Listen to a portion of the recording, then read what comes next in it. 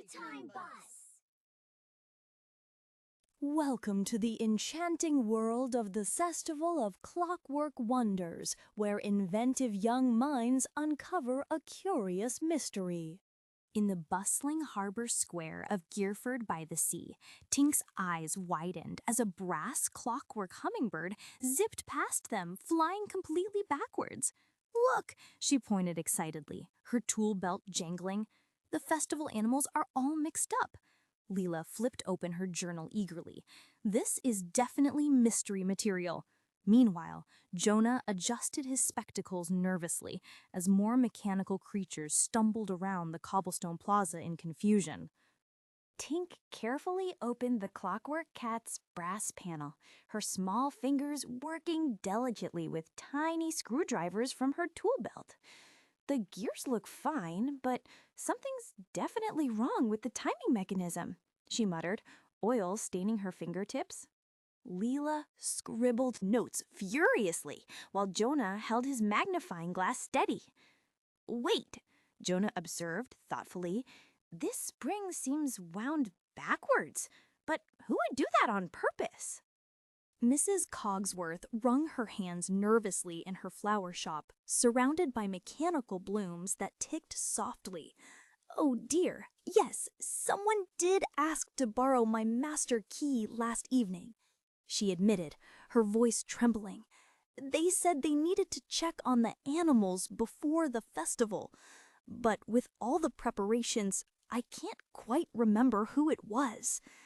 Tink exchanged worried glances with her friends as this new clue deepened their mystery considerably. "Don't touch that lever!" Tink shouted, but it was too late. Lila's curious fingers had already pulled the shiny brass handle on Tink's paint-mixing contraption. Whoosh!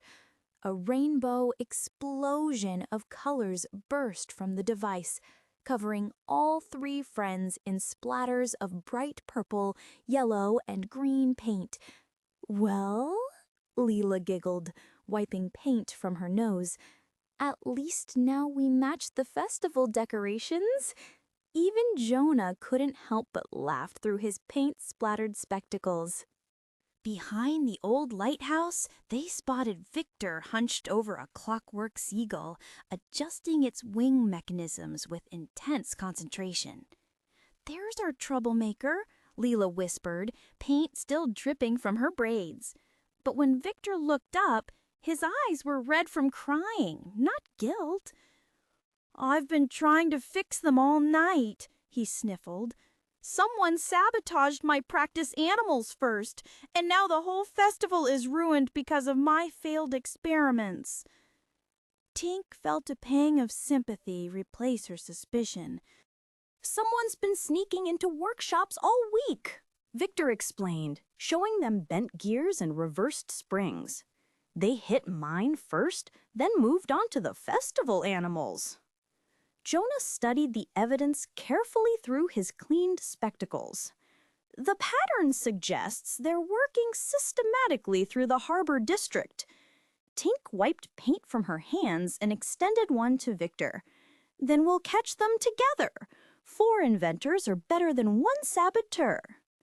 Lila grinned, already planning their investigation strategy in her journal.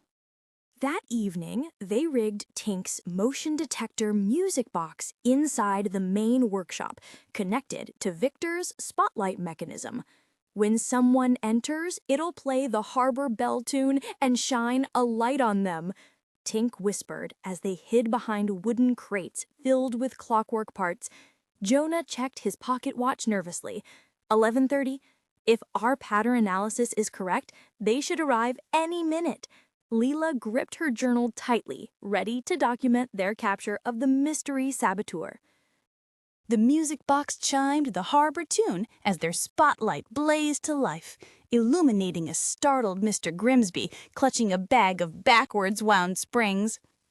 "Grimsby!" Victor gasped in disbelief.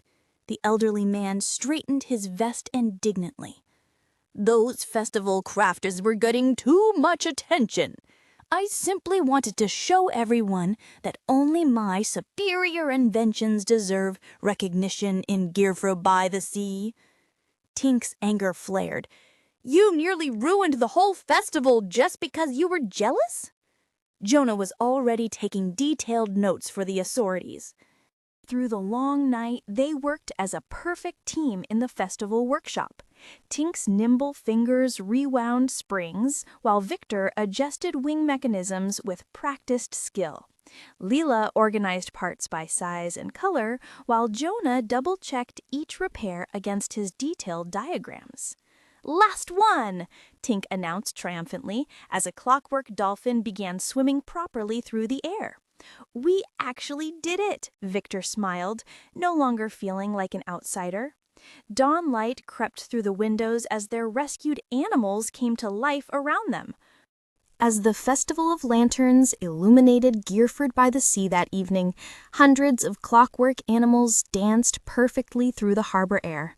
Mechanical butterflies fluttered around glowing lanterns, while brass seagulls soared overhead in harmony. "You four saved our entire festival," Mrs. Cogsworth beamed, presenting them with special inventor badges. Tink, Lila, Jonah, and Victor stood together on the harbor stage, watching their rescued animals bring joy to every face in the crowd. Sometimes the best inventions, they realized, were the friendships formed while fixing broken things.